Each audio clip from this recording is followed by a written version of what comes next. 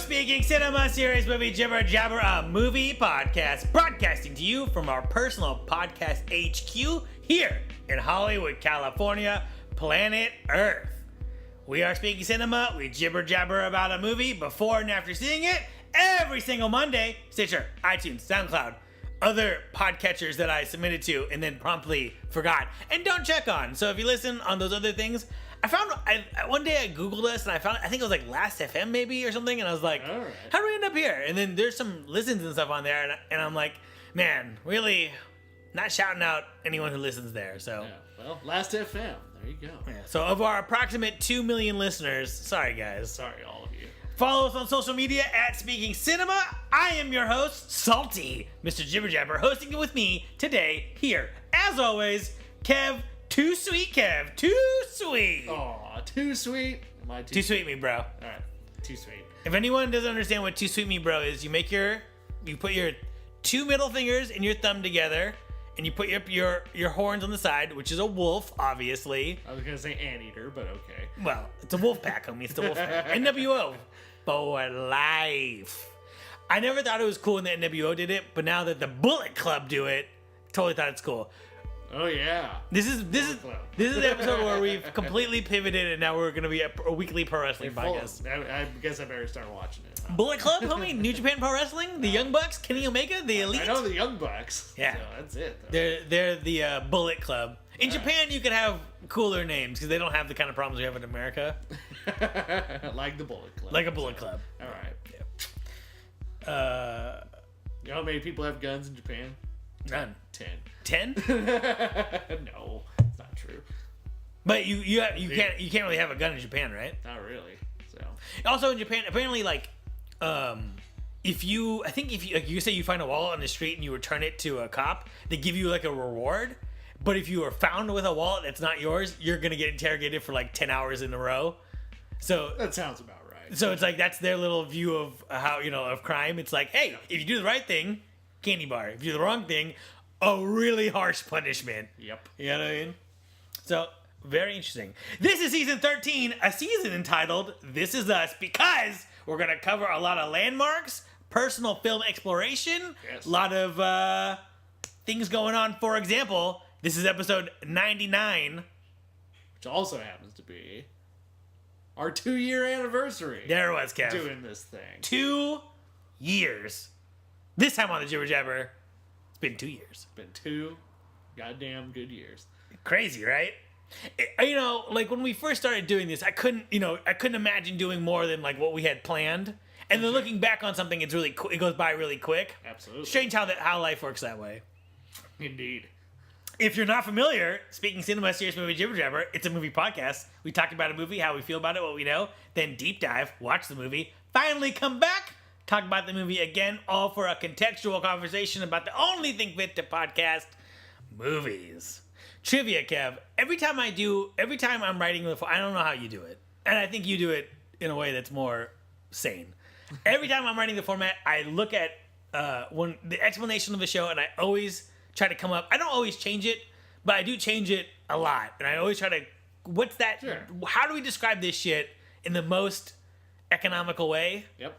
That's pretty much it. If you look at the bottom of our formatting sheet, there's all of the graveyard of the ones that we've abandoned. Yep. Which, I mean, you gotta have that log line. You gotta an elevator pitch for people. Try to do it. Yeah. Try to do it. The genesis of this podcast, we're going to do a little background. The way we do a movie, we're going to talk about this podcast. For sure. So the genesis of this podcast was me sitting in my cubicle in the biscuit factory, listening to podcasts all day, loving them, hating them, thinking I could do something in this space because something is missing, and that something is context. Because I listen to a podcast, and podcasts I like, and podcasts I like, but I find myself getting frustrated with, like sometimes, like the Slash Filmcast, for example. I feel like some of the guys on there, shout out to them, but also fuck you, because I think sometimes it's like, you listen to an episode and it's like a really out of left field opinion on something, and then 2 or 3 episodes later, it's like, I'm not feeling horror movies anymore. I'm over these summer blockbusters or something, and it's like, you need to say, and maybe not everyone has the wherewithal to say that, and I'm sure if anyone had the patience to look back at us, I'm sure there's anything you can say of that you're not aware of yourself when you're doing it. But if you know that you're tired, if it's middle of the summer and you're tired of fucking big blown up movies, that is relevant to what you're talking about. Yep. You know what I mean? So that's what I thought that, instead of saying, oh, I'm tired of watching shitty sci-fi movies 6 episodes after we watch a sci-fi movie, let's say it right there and now. Mm-hmm. So, I thought to myself, it's either learn how to play the guitar, go to pro wrestling school, or make a podcast. And at the time, I've been listening to podcasts for almost 10 years. I started back with This Week in Tech with Leo Laporte. Wow. And Kevin Smith's early podcast, which I have rage quit multiple times. And I was getting, I think that was like I was really getting into movies, and I was really like, I need to be watching more. So it's like, I didn't feel that way about music, right? Like I need to be watching more music. And I didn't feel that way about wrestling, where it's like what's my goal in wrestling? To join WWE? No. You know what I mean? New Japan, Bullet Club? Maybe. But so so it's like let's go with the thing in front of you, what got you to the dance. So it was time to make a podcast. Kev. Yeah. The second step of this was saying, Kev, hey man, you want to do a podcast? And correct me if I'm misrecalling here, but you said yes. Indeed, I did. What was your take when I asked you that? I'm sure you didn't see that coming. Oh, you'd been talking about podcasts ever since. Yeah. We've known each other. Sure, but I figured I talk about a lot of things. I mean, if I'm not like we are well-rounded individuals. Sure. We don't focus on one thing. But how many? How I got into cars at one time, right? I didn't turn around and be like, Kev, let's make a hot rod. I mean, we should have done. We should. Listen, that's because none of us own a garage or have a legal space to build a car, because both of our leases are like, you may not work on a car, and building a car counts as work on a car. I've asked, so you're very observant. Yes. So anyways, I figured it seemed like a good creative outlet for the things we already talk about. Mm-hmm. We talk about movies a lot. Yeah, and at this point, you and me, it's like, Kev, like, don't go see fucking this thing alone. Just call me. Let me know. I might be available, I don't remember what was coming out at the time, but... 2 years ago, 2015. It's all a blur. Who knows? So... and in my film school days, I got a reward. I got an award for film criticism and analysis. Oh, as being sort of the you're calling the most active member of that class. Really encouraging the critical thinking environment at old Spokane U. Hey, they're dead. Eastern Washington U, homie. Was it in Spokane? It's in Cheney, which is 20 minutes outside of Spokane. So, but Spokane U has a good ring to it, doesn't it? There is no Spokane U, actually. They should really remedy that. I'm just saying, like, that sounds cool. Like Spokane U, and then they'd be known for their chicken sandwiches, the Spokane chicken sandwich, and go breasts. And every year there would be a ceremonial. With the first time it snows, right? Oh yeah. The first time it snows, there'd be a ceremonial running of the dogs. Let's book it. There's room in that. Which town. ironically, that tradition will not hold, because dog people will eventually get rid of it because it's cruel to dogs in some way. Sure. The Spokane is getting that attitude about things too. So that little more hipster, left leaning, trying to be a mini Portland these days. Dude, so. I want LA to be a mini Portland. So it is what it is. Rents to be more expensive, because it's more expensive in Portland. Is it? Yeah, dude. Than LA? Portland's getting crazy. And you can only drive 55 on the freeway. Yeah, but there's no traffic though, right? Oh, there's plenty of traffic okay. in Portland. Because I think it's 55 in Cincinnati, and I was driving there at 5 o'clock on a Friday, and I'm like, "Is this rush hour traffic?" And the guy's like, "I mean, technically." I mean, but that's Cincinnati, Right. So I'm saying, now Portland's got if we were rich, traffic. We'd move to Cincinnati and just move all the stuff we want out there. You know what I mean? Sure. So, but then you're living in Cincinnati. Yeah, but if you could shape the city to your needs, Kev.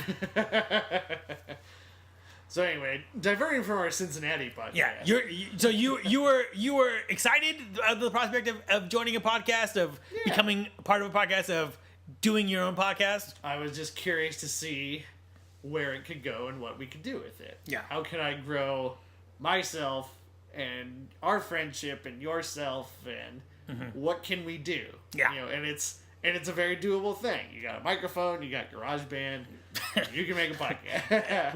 which is what I had to Google a lot to find out. Hey, but you did the lifting though. So. A lot of people sit around talking about that stuff. I did do the lifting, and I definitely Googled cheapest way to do podcasts, and they're like, buy a mic. Yep, one microphone. You don't even need GarageBand. There's just like editing software. You don't need much. Yeah, there's and that's true. And I don't know. I got to think that you and Emily were part of it being like, no, keep it simple, because there's definitely a Amazon wish list I have that has a mixer and 3 mics and XLR cables, and then it was like, wait. Oh, you know what? Emily was listening to a podcast, and she's like, here's how they do it, and they had a different blue mic. I wanted this one because I think it's a little bit like, one step above the other one. You know what I mean? I mean, in a perfect world, we each have our own microphone. Indeed. But Mm-hmm. Also, this microphone, all black, and I was like, should I get the all black one, the all silver one, or what should I get? And she's like, you want the all black one. And I'm like, God damn it, girly, you know me. The only thing would have been better if they had that old school, like, sort of square mic with the slits in it that, like, James Hetfield used. Yeah. I feel like this one has a nod to the old kinds of mics. Sure. But this is not mic talk. This is Kev talk. So, Kev, you were stoked to get in. It would be cooler if we had cooler mics. It would be cool. It would be cool if we had a mixing board, but whatever. Once we have our own studio space, then you can. Right. When I'm not living in a 1-bedroom apartment anymore, when we get that second bedroom, exactly. That's when the shit changes. Also, historically, I also asked friend of the show Matt to join the podcast, which he also wanted to do, and made it all of 9 episodes. But he did those 9. So did he really do Ant-Man? Well, Ant-Man was, not throwing shade at Matt here, but Ant-Man was the breaking point. It's kind of where it all went down. I would argue, actually, that's interesting that you say that, because I would argue because it started in May, and at that point, we were coming up with some idea. We did I think the first season was, all of them were things that we agreed on, and the second season was stuff that we all just picked. Yep. And that's, I feel like, when it really started falling off the rails, because he did not want to watch things that he didn't want to watch. And then I was like, for a Halloween season, we're absolutely watching a bunch of horror movies. And that's when he was just like, I'm not doing this shit anymore. There you go. I mean, if you're not passionate about something, you shouldn't be doing it, I think. And if it becomes work at that point, then just, don't do it. And that's the thing is, too short, man. I wanted it to be, I like the idea of a 3-man booth. I like the idea of the Star Trek id, ego, and super ego. Sure. I know that Matt's the id. I don't know which one of us are ego and super ego. But, Matt, very picky. Me, I think I'm this, I don't know where I'd be, but Matt's very picky. I am looking for things to like, and I feel like you're kind of in the middle, right? Where you don't suffer fools, but you're also not a hater.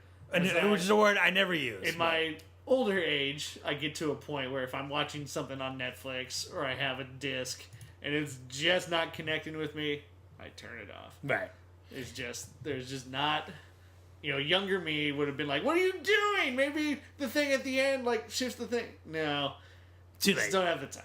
So, we'll see how this logic helps Turbo Copper does it.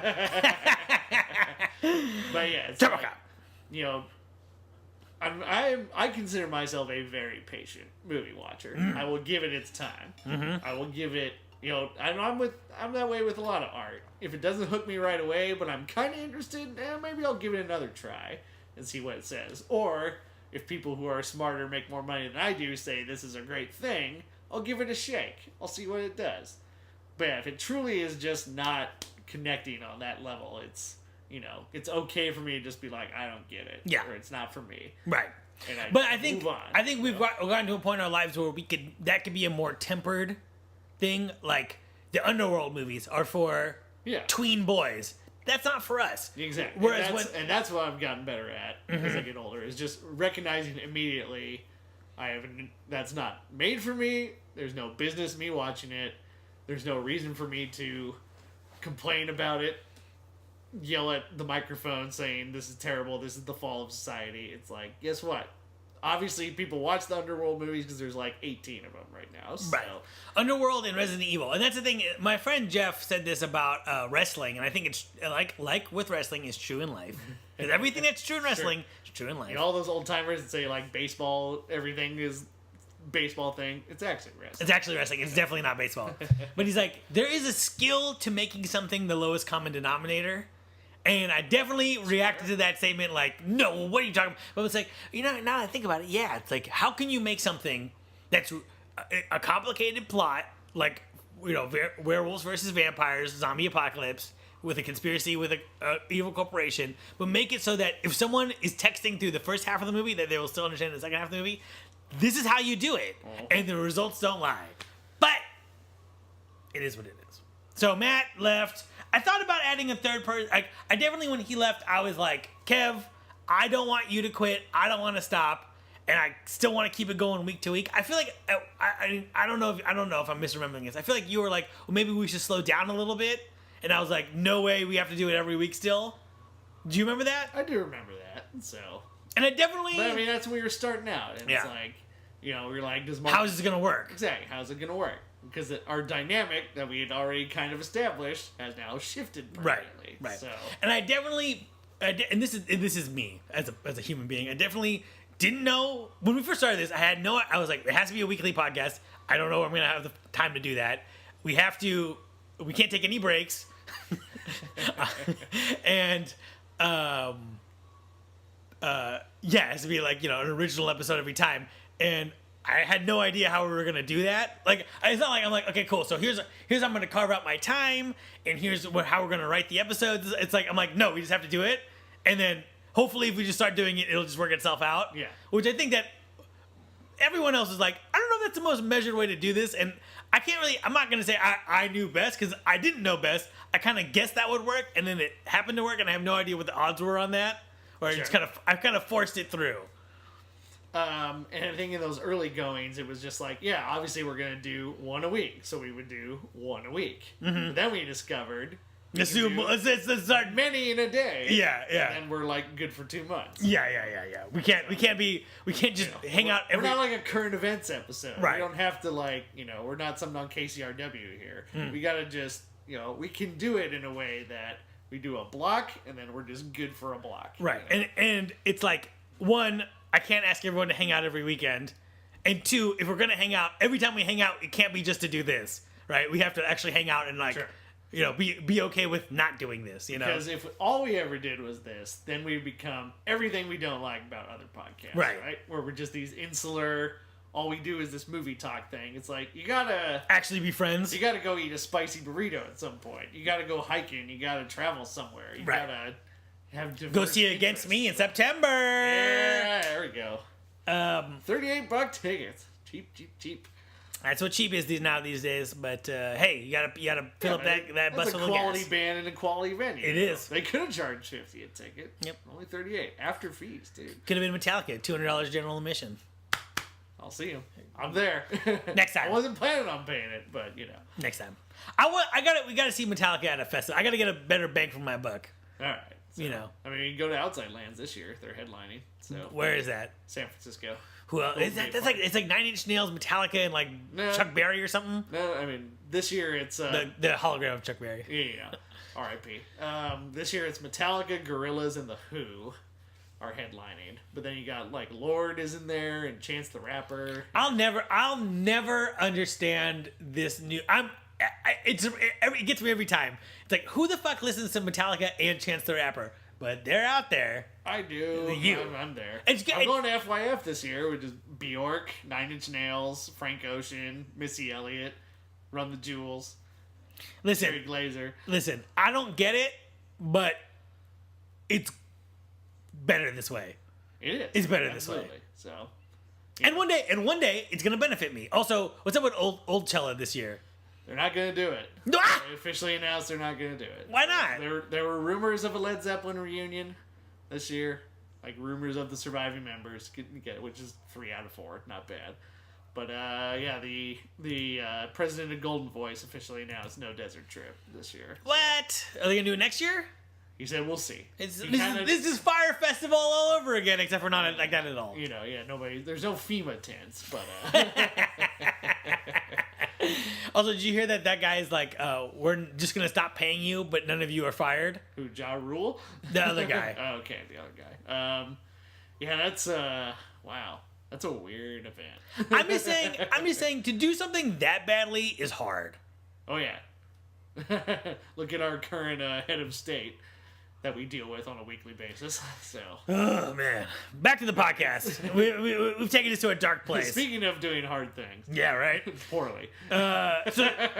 Serious Jibber Jabber came from a Cards Against Humanity card that slayed me. It just said Serious Jibber Jabber. Okay. And I just could not. It got to the point where I was laughing so hard at that people had to play without me, and I couldn't. I was just like, like when you got sequestered to the like half bathroom, and yeah, and it's like just can't stop laughing. I don't know, and it's like that's not that funny, but I just couldn't stop. So I always loved that combination of words, Serious Jibber Jabber. Yeah.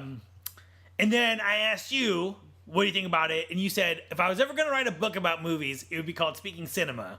Yep. And so I'm like, that does sound really good, Speaking Cinema. Before what we want to do, I want to talk about movies and, kind of do some analysis in our way. But I also want it to be fun and funny. So that just made sense. Speaking Cinema, Serious Movie Jibber Jabber. They all kind of work together, Mm-hmm.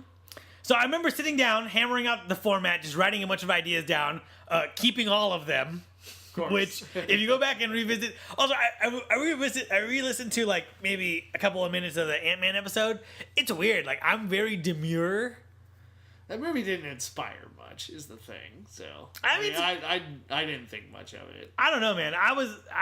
It doesn't matter if the movie's boring or not. It's like that's not how I do that anymore. I'm like, welcome to that. You know what I mean? It's not just like, it's like, I'm like, hello. I'm like fucking doing my NPR edition. Hello, welcome to Speaking Cinema. We are a podcast. KCRW Los Angeles. It is 11:37 on Saturday morning. 77 degrees outside. See you guys on the flip side. Yeah, so, I didn't name myself for like the first 15 episodes. Yep. Gag. Not thinking, I don't know. I know enough to know that it has to be shitty before it starts, but you don't want it to be that stupid. It's pretty rare to come out of the gate, guns blazing, everything's good. You got to be a seasoned professional before you do that. Yeah, a lot of fat on the bone. You got to be, Matt Groening with Futurama, Larry David with Curb Your Enthusiasm. But even then, they created other things that sucked. We're creating our first thing. Yeah. And when it came out, it sucked, But it takes that time to find its voice. So speaking of that, is there anything that we've changed that you want to you think about going back to ever?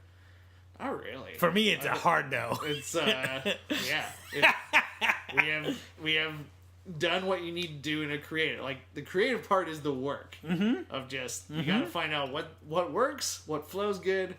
What's a good idea? What doesn't quite work? What's a bad idea? And then you just, you really got to put yourself out there and find out, basically.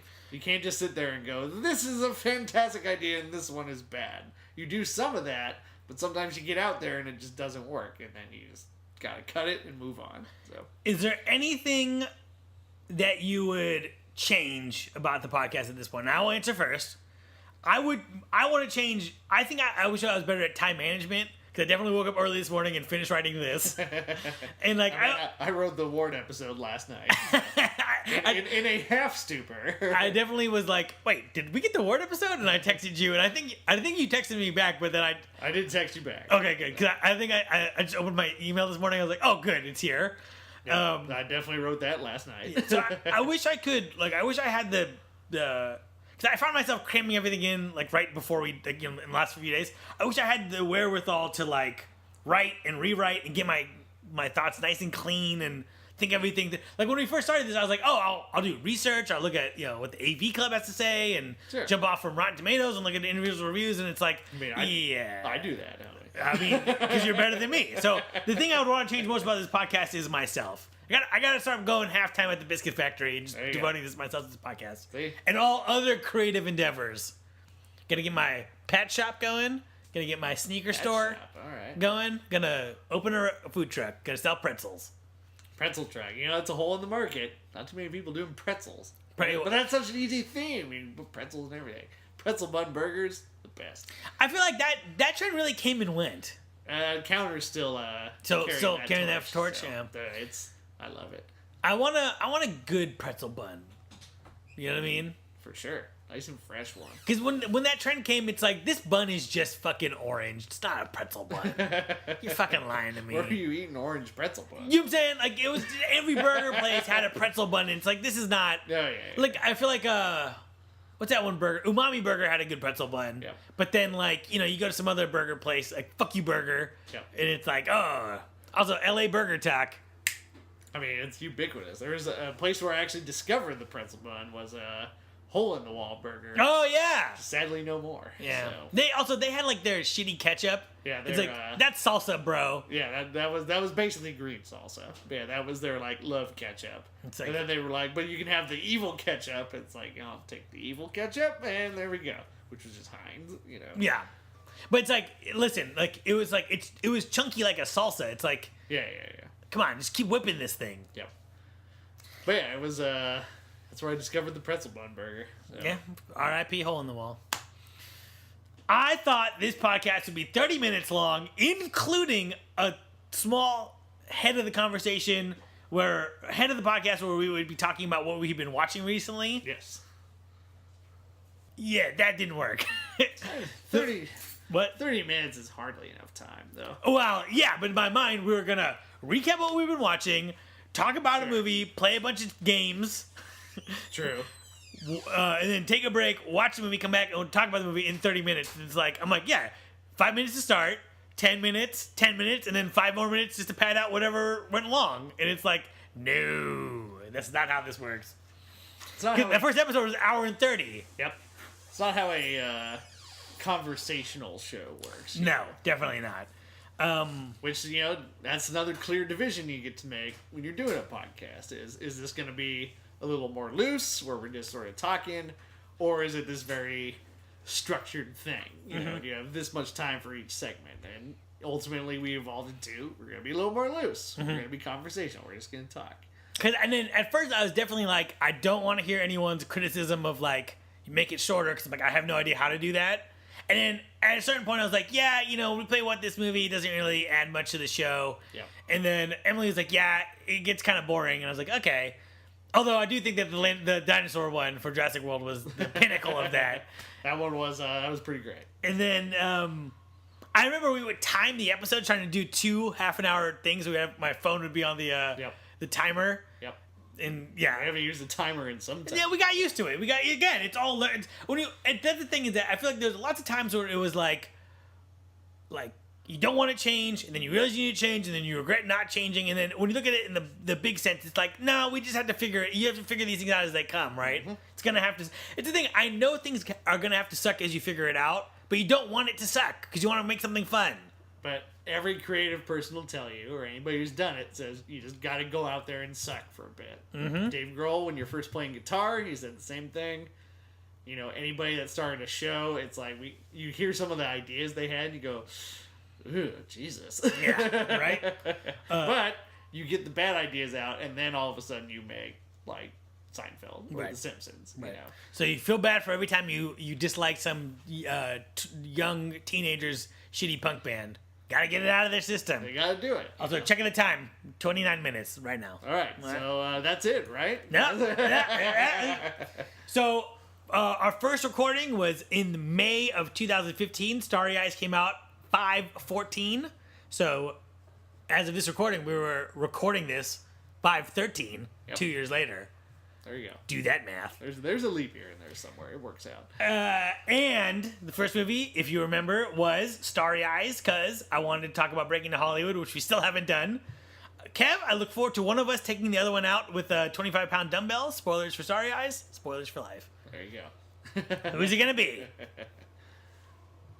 It's Gene Simmons' kid. I bet that's gonna be it. Yeah, well, he's getting the dumb. Yeah, he's definitely getting it. Yeah.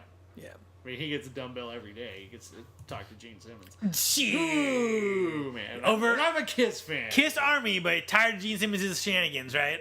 He keeps it separate enough, I think. Yeah, his comments on Prince were a little. Yeah. Not good. His comments on a lot of things are just. His comments on the state of the music industry is kind of weird too. It's interesting because everyone decries this death of the music industry, but to the average fan, the death of movie, music, everything, food, anything is always the sky is always falling. But especially with music, it's like they're talking about how everything is different. But if you're a music fan, everything is just better and nothing is different, right? Now I can listen to any song I want on Spotify anytime I want to.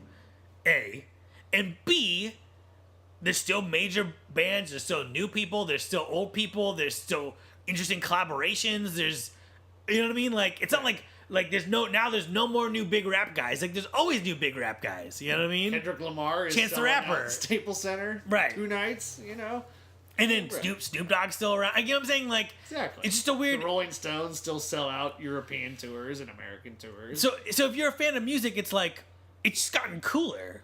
Or it's just easier to get to for the most part. That's what I'm saying, you know? Yeah. It's like, yeah, if... rap got less homophobic? I mean, we're making progress. But, like, bands can still do revivalist 60s rock, but still sound like a modern band. That's cool, too. So what I'm saying is that I'm not saying it is or isn't different. I'm just saying for someone on the outside, it doesn't feel different. Yeah. And for someone on the inside, it might be completely different. Maybe all of the middle management is gone. I don't know. But... for me, it's like, yeah, great bands like this, and it's like I could, instead of having to like buy a CD, I could just go on YouTube and they put the whole album on YouTube themselves. Mm-hmm. You know, not even bootleg. Although that usually inspires me to get the album. Sure, sure, not me, but sure, you. But yeah, I do a lot of the previewing of, you know, if someone says something's good, I like to give it a good solid listen first. If I like it, I go out and buy it. Mm-hmm. Support the bands I like. I've got 14 concerts this year. Yeah, you've been sucking up them concerts like no tomorrow. They all just kept coming, and I was like, you know what? I'm just gonna do it. Why not? So we've been doing this for 2 years, flown by. This is the second longest creative project I've ever worked on by far. Number 1 is Turbo Cop, which in future news will be episode 101, and that took 3 years to do. Wow. But not as consistent. That was 3 years of summer and winter breaks, mostly winter breaks, I feel, but probably some summer breaks too. But, you know, this is like, we literally have been doing this every week since, I don't think we might have missed a week or two in the beginning. Yeah, there might have been a couple, but I don't think we've really missed a week in, like, in a long time. Yeah, there was, the hiatus I had to take in right. December. For your the tragedy of your mother's death. Yes. But all right, rest in power. Rest in power, Ma. But yeah, as opposed to that, once we got really good at blocking out, like, oh, we can do 2 episodes, 3 episodes this week, 4 episodes this week. Can we do 6? It's like then you got your whole schedules figured out. Yeah. Also in this time I stopped eating meat for health reasons. That's good. Yeah. So, you guys got your health back in order, though. Started this podcast fueled by cheeseburgers. Yeah, you were the fast food clown back in those days. Was I? You were eating a lot of J-Bo when we first started working together. Jack in the Box? Yeah. No, not when we started. When we were working together at the other biscuit factory. Yep. That's when I was eating a lot of Jack in the Box. Yeah, that's what I mean. Oh, yeah. That was all stress eating, for sure. Oh, for sure. Also, I remember I went to Taco Bell and spent like $11 or $12, and I was like, something's wrong. How did this happen? That's a lot of food at Taco Bell. So. You're goddamn right it is. Also, if you don't order off that value menu, it stacks up quick. Like if you get like 2 Mexican pizzas, that's like $10. Yep. No joke. So. And then you try to cheat the system. Let me get a side of cheese and a tostada, and you're like, it's not the same. Yeah. It's not the Mexican pizza. It really isn't. Q&A's, Kev. Best and worst movies we've ever done on this podcast.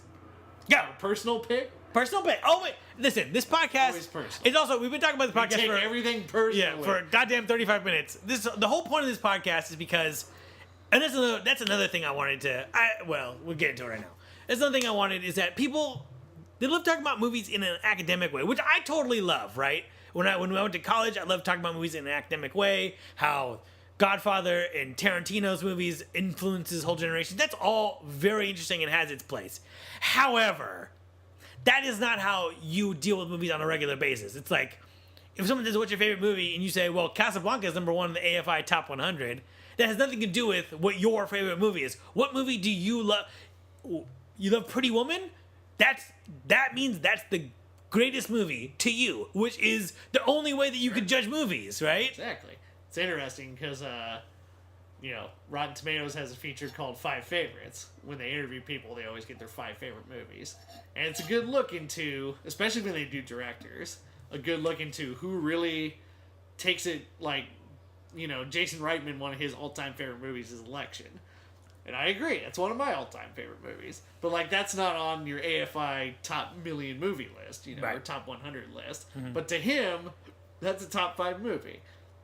Then you get the Roland Emmerichs of the world, and what do you think his favorite movies are? Just all the Godfather, Lawrence of Arabia, Citizen Kane, Casablanca, and then probably, Independence Day. But yeah, it's like, that's a dude who Googled, like, the best movies of all time and what influenced him. You know what? I disagree with you. I think he went to film school, and that is his view of what great cinema is, right? Could be. Great cinema is academic cinema, right? And what he is interested in exploring is when stuff falls over and perhaps more of the technical side of filmmaking. And I believe that, you know what I mean? Because if you meet people who work in the industry, like, the guys who greenlit, name me a stupid fucking movie. Pride and Prejudice and Zombies. Not that fucking movie, because that doesn't work with that much. Underworld. The Underworld. Sure. Their favorite movies, those guys, scratch all this shit. Let's talk about real talk. Yeah. I worked at a place that, as an intern, a production company, and they made shitty fucking movies, like dumb screwball, sex comedy, straight to DVD kind of shit, right? Yeah. And I'm like, well, what's your favorite movies? And he's like, Kubrick, all of them. So I was like, well, why don't you want to make things like that? And he's like, well, because it's hard. Because it's hard. Because that's not your natural thing, right? It's like your art is like fashion, right? It's like, what is your natural state of how you do something, right? And you have to figure that out. And that's not to say that a man who wears flip-flops and cargo shorts can't put on a suit, but he doesn't. And why is that, right? So maybe Roland Emmerich's default is he's just like, I know how to tell this story. That's what speaks to me, is when things fall over, right? Mm-hmm. I believe all of that. That's what makes him a rich man. Right. So it's interesting. And I also don't like Rotten Tomatoes on the whole, because we've talked about it. I just thought that was an interesting point to bring up. Right. No, it is. But I also think that friend of the show, Nick is always like, oh, this movie, Rotten Tomatoes. I'm like, don't quote me the fucking Rotten Tomatoes score. And on the same side, I don't want to say just accept the fucking movie's marketing, because that is also a manipulation of you, right? Yep. But it has to, like, no two things can. No, it's tough because people are like, oh, like, I saw Alien Covenant recently, right? And our friend of the show, Rachel, was like, oh, that's good? That was good? And it's like, why are you so incredulous that was good? Like, you know what I mean? And it's like, because that's not what you would like, and I get that. But with Rotten Tomatoes and with movie marketing, with all of this stuff, you're entrusting your opinion of a thing on someone else's opinion of it, right? And with the movie, to the credit and discredit of the company, they're trying to sell it. So they're trying to put their best foot forward. That might be honest or dishonest, right? Mad Max, honest. Boy, that marketing was about as true as it gets, right? Yeah. There. We got a bonkers car chase movie. Right, and that's exactly what it was. You know what I mean? Yep. And you get something like, what's that movie that's the haunted spaceship, Event Horizon? Yeah. Right, that was marketed like a science fiction movie, and it underplayed all the horror elements. Yeah. So it's like, it's hard to say. But then at the same time, you don't know what the agenda of anyone on Rotten Tomatoes is, right? If they're like, oh, this genre is I don't know how many people I've met who are like, I don't like fantasy. Which I don't understand. How can you not like fantasy? You know what I mean? I don't understand that thinking. And if that is your thought on something, I need to know that before I accept your opinion on a movie, right? Exactly. So this new King Arthur movie that's opening this weekend that did not do well and has not gotten good ratings. But I want to know who here likes fantasy. You know what I mean? Exactly. And there's a couple reviewers who've chimed in and they're like, you know what? When it's being a Guy Ritchie movie, it's great. kind of a fun movie. So, but apparently it's not that the whole way through. Okay.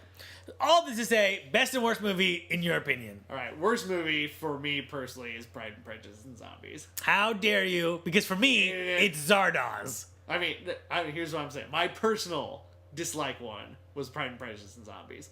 Overall, one that we very much consensually agreed on is Zardoz. Because that movie is barely a movie. It is, yeah. Connery is doing minimal acting. Like, literally, they would, if he didn't do if he did any less acting, that like probably wouldn't count towards his SAG card. You know? Like, there's probably like a minimum requirement of acting, and that's what he does. And then that movie is too serious to even be campy. So, yeah, Zardoz. Listen, I know you don't like Pride and Prejudice and Zombies. Nothing I say is going to change that. But Pride and Prejudice and Zombies knows that it's what it is, right? It knows kind of it, but it's like there's like a humor to its own self, right? There's jokes in that movie. Zardoz has no jokes. Oh yeah, no. Zardoz is, if it was campy, it could at least be so bad it's good. Zardoz thinks it's fucking. Oh yeah, Zardoz thinks it's like Casablanca. Yeah, no, that's exactly what it thinks it is. Yes. It thinks it's 2001: A Space Odyssey. That movie, it thinks it's that. Yep. It is not. It is very much not. I think Pride and Prejudice thinks it's a Pride and Prejudice movie. Sure. Maybe it is, maybe it isn't. But, you know, you got some things there. You know what I mean? Now, more fun question. Best movie you've ever done? That's a good question. Because we've done a lot of good ones. And it changes. I think my opinion on this changes every hour. I'm curious what yours is. I'm going to say The Martian. That was a good one. That is just a Ridley Scott in a movie that does not feel like a Ridley Scott movie. It does not feel like a science fiction Ridley Scott movie. Yeah, because usually his science fiction is more dark. Much darker. But it's like, you know, he is one of my favorite directors. And he always just brings, I shouldn't say always, it's what's frustrating about him is he has made bad movies. Yeah. He made Exodus, Gods and Kings, he made Robin Hood. Their movies is just like, what are you doing, man? Like, I know you're better than this. But then he'll throw The Martian at you. Or Kingdom of Heaven director's cut at you. And it's like, okay, you are, like, you have so much capacity to be brilliant. Right. So. But, you know, it's one of these things where, you know, genius is something you achieve, you know what I mean? And it's like, you know, with Exodus, Gods and Kings, who knows? Who knows, you know? So, going back to, I think one of the best movies we did, and was I'm going to pick this one because it was such a pleasant surprise. And it came from that same Zardoz season, was the movie Fresh. Oh, right. Yeah, Corey's pick. Shout out Corey. I had never heard of this movie, somehow, but was absolutely floored when we watched it. Mm-hmm. That is a great piece of work, and I would have potentially never discovered it without doing this podcast. So, yeah, I was completely leveled by that movie. It was great. That season was a real mixed bag. It was. You got the low lows. Yeah. But then we had Zardoz. And then Jenny picked one. I don't remember what Jenny it was. picked one. What the hell? It was Con Air. Con Air, which we felt the same way about, but you did not like, and I enjoyed. And it's like, I don't like that movie, and thinking about the movie upsets me, but it's not the worst movie you've ever done. It's no Zardoz. Because at least that again, like you said, it's like you could think about funny, silly, like there's silly gifts in there that'd be, you know, it's like Nicolas Cage walking and it's my honey bear, my hummingbird, so good. He loves pickup trucks. You know, it's welcome to Con Air. You got John Malkovich. Yeah. You got Danny Trejo. It's just a big, dumb, stupid action movie, and I loved every minute. Right. Whereas Zardoz is like, you couldn't watch Zardoz at midnight and not fall asleep. Oh yeah. No, that is a slog. So, Kev, looking forward into 2007, the rest of 2017, 2018 and above, what would you like to see in the cinemas more? What's missing there that you want? Can we get some really good mid-budget dramas and comedies?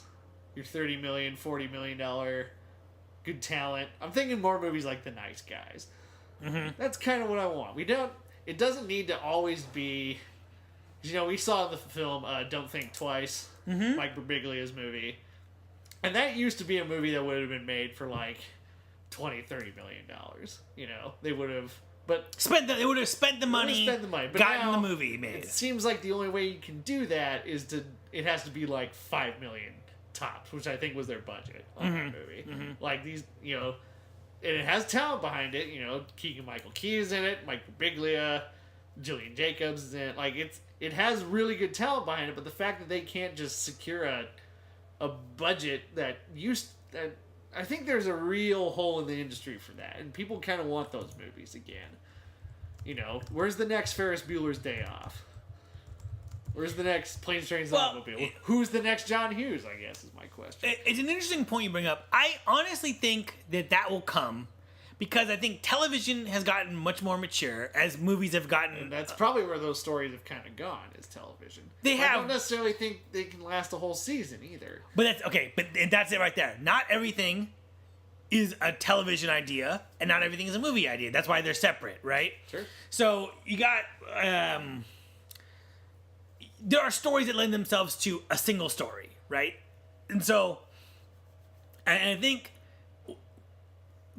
Now that TV is showing us that you can make mature things that people will stick around for, it's only gonna change slowly, and it's tough because it's all about the slate, right? You got a movie studio. There's 52 weekends in a year. You're putting out not 52 movies. You're putting out maybe 20 if you're a big studio. If you're Sony, you're putting out 5. Suck it, Paramount. Yowza. So. Fox, Disney, they're putting, 20 movies out a year between all of their divisions. And you got all of, your A24s, your Neons, and all of them, too, right? So, it's tough because right now, you could just spend $100 million on a movie, and the math all kind of adds up for the business, right? Because the business is strong, and stuff's being made, and people are making money, and it's not as bad as, it's not like the whole industry's in a slump. People are still doing it, you know what I mean? So... But I do think what's going to change culturally is that I feel like TV is showing us that you can do more mature things. And I think that a company like Netflix is going to be... Because, it's interesting because... Amazon's kind of doing that a little bit, too. Right. And I think those are the companies that are going to be like, well, here's what we have to do. We have to keep people subscribing. So what do people want? Well, they say they want 20 these kind of movies, right, that have a bit of a budget to them. Yeah. You see it in that, which is reflected on the screen. And is about, our comedies and dramas about real life shit or whatever. So, I guess we should probably make a couple of those because that's what people... Now, even because that's the brilliant thing about those guys' business model is that it's not about what you like. It's about what you think you like. Because if you think you like what Netflix is making, it doesn't even matter if you watch it or not. It just matters if you keep it going. Yep. And I know a lot of people that just... Netflix is sort of their only thing they do. They don't have cable. They don't really go to the movies. Mm-hmm. So they're kind of at the mercy of what Netflix is going to give them. Mm-hmm. And for the most part, Netflix does good stuff. Right. Right. And then they do, what was that fucking horror show? Oh, Hemlock Grove. Hemlock Grove. Not good. Yeah, I couldn't get into that one. I tried. I tried too. But yeah, a lot of my coworkers, they really only watch Netflix. So they just start talking about 13 Reasons Why, and I'm like, what is this thing? So because highly controversial too. Highly controversial. A lot of them have kids, and they talked about at schools and stuff. They've sent out memos explaining like we're not going to talk about this in class, or we're going to talk about the negative aspects that show supposedly reinforces about suicide. So if we did TV on this show, I would definitely want to do that. For sure. Yeah, but we don't. So, although it would be, and again, because if my life could be a podcast, I'd live a perfect life. But it'd be cool to have a podcast like the Netflix podcast where every episode is just one episode of the thing. Sure. I don't know who would listen to that or give a shit, but I mean that's basically AMC's whole model these days. Yeah, talking the Chris Hardwick talking blank, whatever it is. Mm-hmm. Okay, so back to this question. I feel like, last year I said blood, nudity, and bold choices, which I think complements what you're saying perfectly. I want to see it just a little bit more of an adult thing, right? That might be what Atomic Blonde is coming up. I hope so. I just want to be respected as an audience member. It's interesting because, like, TV and films, it's like we live this life that is full of... Life is very raw, right? Sure. raw, not bad or not good, just raw things can happen to you, right? Like if you have a baby, that is just a raw existence, right? That's pure humanity. And our little square boxes in our fucking houses, in the dark rooms that we go to in the theater, don't reflect that, right? It's like, and I'm not saying I want a bunch of fucking poop all over my movies. I mean, that's not what I'm saying, but it's like, I just want it to be a little bit more adult. As I become more of an adult, Sure. I just want it to be a little bit more adult. It was funny. I was It was funny. I was listening to. I was watching Election, and it has commentary from Alexander Payne on it. Mm-hmm. He's directed a lot of movies, and I've always thought he's very good at showing regular life. Right. And he very much talks about that in the Election commentary. He says, so many movies and TV shows, people that are like teachers or work at a sporting goods store have these big opulent houses. And he said how, from a practical standpoint, they're a lot easier to shoot in. Of course. But he says that's just not, and you can see why a production company would just pick, oh yeah, this guy just has a big house, But it's sort of disingenuous to what people are actually going through. It's the school teacher that goes to see that movie is going to be like, how the fuck can he afford that house, Right. And then Alexander Payne is also really good at casting regular people. Like, the people that work, there's the warden at the girls' school in The Descendants. She just looks normal. Like, somebody's mom, the teachers in Elections, like, they really just feel...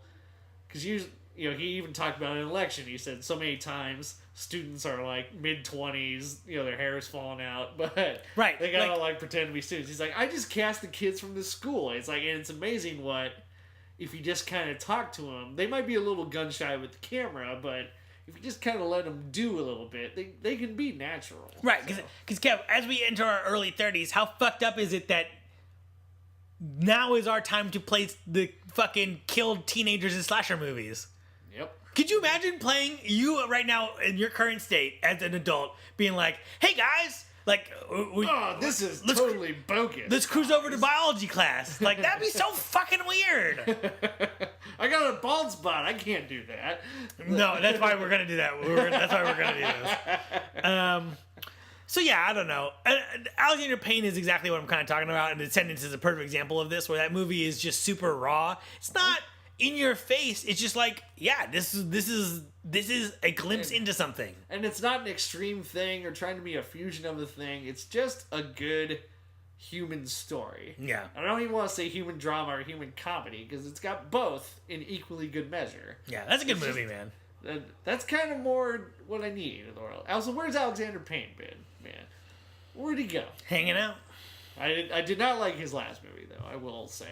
Nebraska. I did not think that was very good. But he didn't write that one. He's written all of his other movies, so who knows? I also say at this point, I like the vintage experience that is going to the movies. I still like that. I very much do. And, I also want to get off... I don't want to sound like a curmudge, because I do... If you can make a good $150, $200 million movie, by all means do it. Guardians of the Galaxy 2 is good. Force Awakens is good. By all means, The Last Jedi is going to be good. If you can do it, then give it to me. And give it to me on the biggest screen with the best sound system. I'll go see it. But yeah, just don't give me this, like, everything needs to be that in order to be good. Not everything needs to appeal to teenagers. Right. Or more marketable demographics. It's like, there's adults out there that want to see certain things. So, do it. It's true. There's a market for it. Yeah. And I do like the experience that we all decide to go to a place according to a schedule, turn off our phones, and just look at a screen together and do this thing. I like that. And I hope, and it's going to stay, and people are always saying the sky is falling, and those people have access to data that I don't have, but I don't know. I enjoy that. If that ever went away as a big business model, I would go do it at the smaller theaters here in LA that don't do it for any money anyways. So that's something I like. Kev, what seasons do you want to do coming up?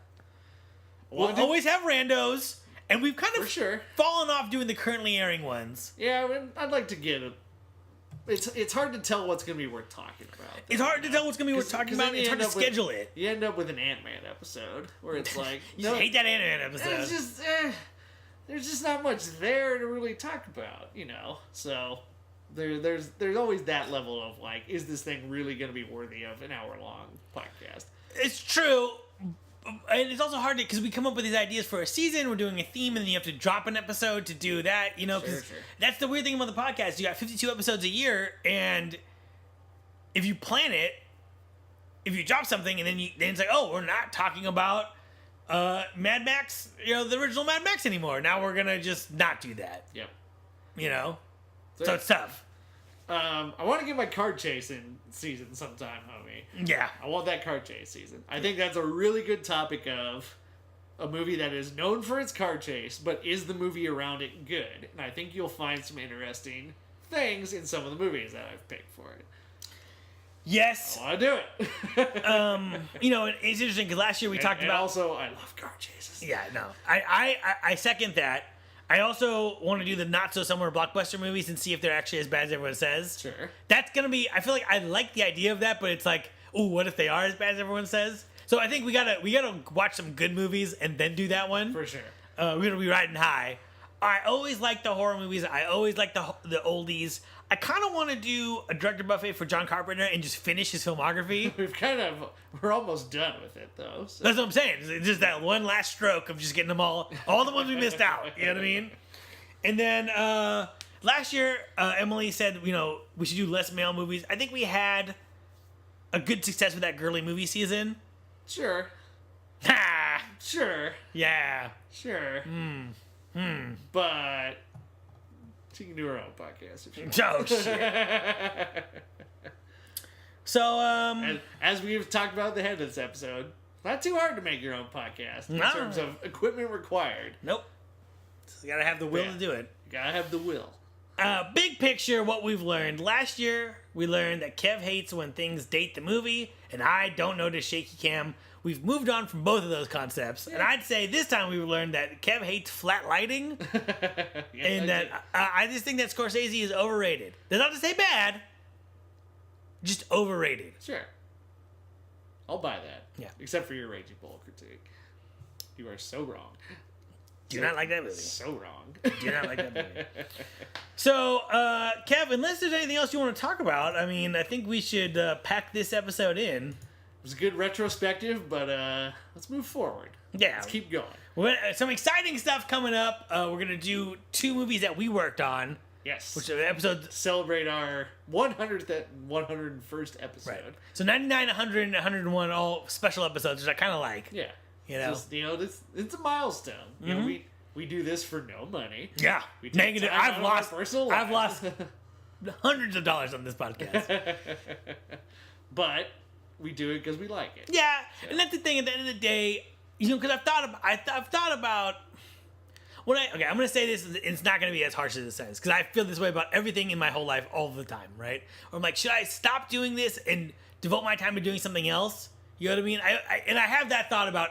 I have the thought about my job no fewer than 3 times a day, right? Where I'm like, this guy sends me back an email. The dough's not ready, and I'm like, fuck biscuits. I'm out of this industry. Which is very reactionary. But then I think, we're talking, what do I want to do with my time? I want to watch more movies, and I want to talk about it with people, right? That's what this is, And so it's like, and I want to talk to you about them, and we want to do this thing, and so it's just, it's what I want to do. You know what I mean? It doesn't really, because, when you first start something like this, you're like, oh, it's going to be the next insert podcast that you think is big. You know what I mean? Yeah. And it's like, it doesn't really matter in the sense of what this podcast is just us talking about bullshit, you know what I mean? Or like a weekly news podcast. Yeah, maybe that'd be frustrating that no one wants to hear our news. You know what I mean? By news, I mean re-reporting on news that someone else reported on. Yeah. But it's not. It's our personal exploration, so it doesn't matter. You know what I mean? That being said, I do want to thank some of our super fans. Jake Allen, who has listened to every episode. The evidence is on SoundCloud. Jake Allen. Attaboy, Jake. Hey, we found the drawer that you accidentally locked the other day, Jake. And? Did you open it? We couldn't open it. He accidentally locked it. So, What, in the kitchen? No, it was an IKEA drawer unit. And I got a call one day and Jake accidentally locked it. Do you know how to unlock it? I was like, put the combination in. I don't know what it was. Maybe a crowbar. I don't know. Wait, But, like a filing drawer? yeah, it's just like a little 2-drawer unit that rolls that you get from IKEA. Yeah, crack that shit open, bro. Yeah, there's nothing in there. So, yeah, we found it the other day. Too good. Christy, also fan of the show. Yep. And friend of the show. Crystal, fan of the show. And Corey, just going to shout you guys out. Always hitting us up about the podcast. So Thank you guys for listening. So. thanks to that. Yep. So that's it for this episode. Thanks for listening to our conversation. Come back and join us next episode when we talk about a specific movie, that specific movie, the award. I gotta thank Kev for being awesome. You're the most positive person I know, which is like, it's a weird thing because when you think of a positive person, I think the stereotype is they're also very naive, which is not naive. Everything's gonna be great. Yeah, you're not positive like that, but you're the kind of guy who it's like when I'm late to a movie and we have to sit in the front row, you're like, hey man, those are our seats. And it's like, if this was opposite, I would not be this positive about this. You know what I mean? So I've always said, to put it in a movie context, my favorite endings are not happy endings or sad endings. They're hopeful endings. Recognizing that some things are not always going to be good, and there's always going to be bad stuff, but you keep going anyways. And my favorite ending is when you think the killer's dead, but then he's actually alive after getting shot a bunch of times. So what does that say about me? So Halloween is the perfect ending. It is. So I've said it before, but thanks for putting up with my neuroses and my depleted spelling and grammar, which is such a disreputable taste right here. And I know I get hung up on my ideas for better or worse, and sometimes not in that order of better or worse. But you got the train rolling, doing a creative endeavor. It takes a lot of work to do that, no matter what you do, and we've done it, and it's been fun just riding along with it, just being a part of it. So thanks, bro. Also, a big thank you to Emily, our silent partner, who is more up on our schedule than we are. Sure. Who's always like, okay, so you guys got to record in 3 weeks because she watches 48 extra movies a year that she doesn't get to pick. Who lets me edit a podcast instead of folding laundry. She's my best friend and has a bigger heart than anyone in the world. So love you, Em. Someone tell her that I said this, Christy. Thanks to friend of the show, Jeff, who made our music so graciously that we continue to use to this day. Now, this is one thing I kind of miss when we sort of did theme music for each one. It was just so much fucking work. It was a lot of work. And then then my keyboard amp broke. Yeah. Which I still have yet to get fixed. Yeah, so listen, I like the idea. Guitar Center, fix amps, for God's sake. They don't fix amps anymore? They don't fix amps. What about fix guitars. What they about fix my Strat? What's that place right here? Not Guitar Center, the other one. The Sam Ash? Yeah. Yeah, I'll check with them. So I was just having. I'm weighing. Is it cheaper just to buy a new keyboard amp, or sometimes it is. Sometimes it is. They're only like 150. It's a weird culture we live in where it's cheaper to fix something than cheaper to buy something new than fix it. Depends on the thing. So to anyone who's listened, I want to thank you, you filthy animals. Even if you didn't like our podcast, all we can ask is that you take the time to listen. This episode written by Mr. Jibber Jabber, music by Jeff Russell. I am your host. Kev is your host. For me, for Kev. See you next time. 50 weeks ago, we said we'd do Turbo Cop. We're doing Turbo Cop. So 50 weeks from now, what are we going to do? Probably the wrestler. All right. Let's do that. Let's do that in 50 weeks. Let's do the wrestler. We'll see if we learned anything. We'll see. We'll see. We'll see.